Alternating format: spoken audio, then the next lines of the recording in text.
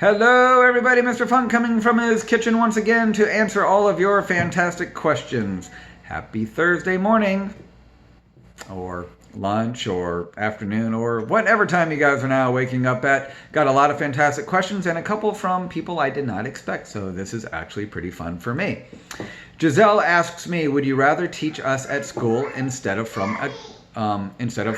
online? And I would say absolutely yes. I'm a classroom teacher. That's what I enjoy. That fits in with my style more. I like the one-on-one small group interaction in person that I get from being in a classroom. I think online learning is great for some. For me, it's a difficult way to teach. And I will say this, one of the greatest joys I have each day is just seriously walking into school each day and seeing all the faces and getting to tell all the funny stories in which I do and having a lot of kids just laughing at it. I think it's awesome. It lets me be a kid again, and it lets me get to teach kids all the stuff which I've learned throughout my own life. And for me, I think that's a very special thing. So yes, absolutely, I prefer teaching from school than online. Great question, though. This is awesome. Former superstar student of mine. Her name is Brianna. She's a freshman now. She asks me, what's the hardest thing for you about working at home? And I would say just staying focused. I've got severe ADHD. I can't stay focused for very long. And so with all the stuff at home that goes on, kids and all the chores and all the stuff that goes on, it's really hard for me just to sit down and get stuff done. I don't really work well when I have a lot of time to do something. I don't manage my time well at all. I think I do best when I'm told to get something done. It's got to be done like right then and there. And I do best doing that than working with a long time to do something. And like I said, just staying focused is just not easy. Hope that answers your question, and also hope that you're doing awesome. And I know that you are. Next question comes from Kingston, who asks me, why do some answers on our tests say no correct answers? And that's because your teacher, me, has to insert all of the assessments and tests and quizzes and homework assignments all by himself.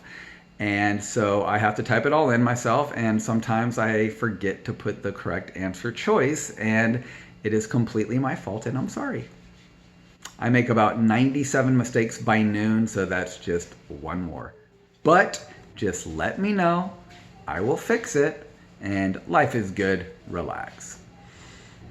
Great question, though. Bella asks me, what is my favorite food? Easy. Bubba Funk Spicy Jelly. Bubba Funk Spicy Jelly. It's not just jelly, it is great jelly. Seriously though, I love tacos. I can literally eat tacos every single day. I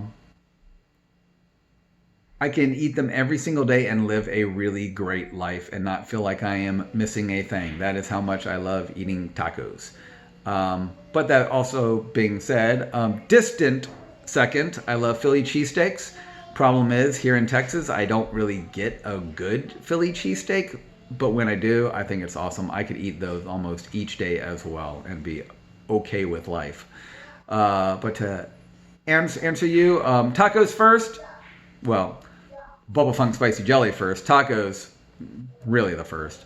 And then Philly cheesesteaks. Mrs. Hawaiian asks me, who is your biggest inspiration in life? This one is hard. This is a fantastic question. It's really hard for me because I don't want to go with a cliche and say Jesus or Mary or the saints, which they all are, or my parents, which they are too.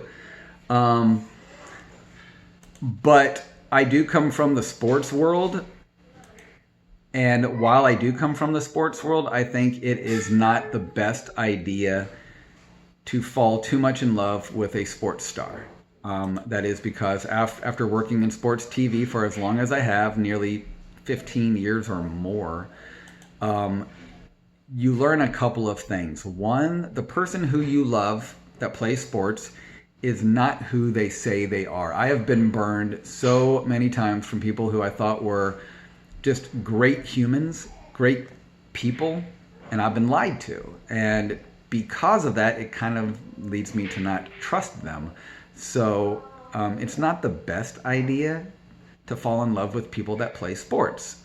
I think that you can take some things in which they have, like their pride or their toughness, or like how hard they work at what they do. But I don't think it's a great idea to fall in love with those type of people, like they can't do anything wrong. All that being said, I think anyone that knows me for any amount of time knows that I am a huge Roger Federer fan. He is a great tennis player. I wish I played like him. And from all that I've heard and all that I've seen, he's just a great guy. He loves to compete, just like me. But the second that he is done, he's just a complete gentleman. And I think that that is a really important thing as well. He's a great person from all that I have seen and have heard.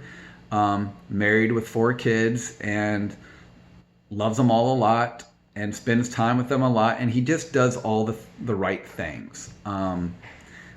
Also gives a lot back as well. And I think that is a really important thing. But in my own life, I used to work in sports TV. And when I was getting going, I worked at a place called KTLA. It's in LA. It's Channel 5. And the news anchor at the time, the sports news guy, his name was Ed Arnold, and he was a famous person at that time. And he really took the time out to show me all that there has to be done and all that I had to learn. And he really took the time out to teach me about everything that has to do with sports. And he was funny. He would at the time I had this long hair, and he would always crack jokes about, oh, you gotta cut that hair. Called me names, of course. Fun names, not mean names. But we really got along great, and he taught me so much, and it's something that he didn't have to do. But he did it because, 1, he's such a great guy, and 2, it was the right thing to do. So that's something which I've always taken in my entire life with me, is that even though we're always asked, or sometimes asked, to do stuff that we don't really like doing, if it's the right thing to do, you have to do it. He's such a person that has a strong faith in God, and it's something that he just didn't say, oh yeah, I love God. He practiced it. He did stuff that he didn't have to do, and that was always something which I took with me. And he treated people so well. And I've said this before, it doesn't take a lot just to be kind, just to be nice. And he really was the one, from being a famous person, showing me how just like to be nice. You can be famous and be nice. It's not that hard. And so that's always something in which I took. So him as well. Mrs. Owine also asks me, will I ever show you guys how to make my jelly? No. Never. Once I die, Boba Funk Spicy Jelly dies too. Sorry, it's just the way it is. Going to my grave with that one. Roberto asks me, who is my favorite Marvel character? I love the Hulk. I love Iron Man. But probably the one I like the most is probably the person that's most like me, Spider-Man. He's funny, he's small, he's goofy, he takes pictures, that's all me, so probably him. I like him a lot. Fantastic question though. I do like Marvel, but overall I'm a Batman guy first, probably Spider-Man second. I will say he is really cool. And Sophia asks me, who is my favorite villain and what would your power be? Favorite villain by far, Joker. I think it's awesome. I think it's really, really cool that he pulls jokes as his way of getting back. And as a superpower, man, there's a lot there. Right now, turning things to ice, because I need to have really ice cold stuff at all times. I'm sort of like Mr. Freeze, I guess. But turning things to ice, I would like to, fly, control things with my brain, have like the steel claws that come out of my hands. All of them would be cool. So I don't know. That one's tough. I wouldn't mind. Any superhuman strength I could have, I will take. Seriously, I've got none except for a graying beard, which isn't anything great. Fantastic questions as always. Thank you so much, and hope you all are having a fantastic Thursday, like I said, and you guys have a fantastic day. Talk to you soon. Bye.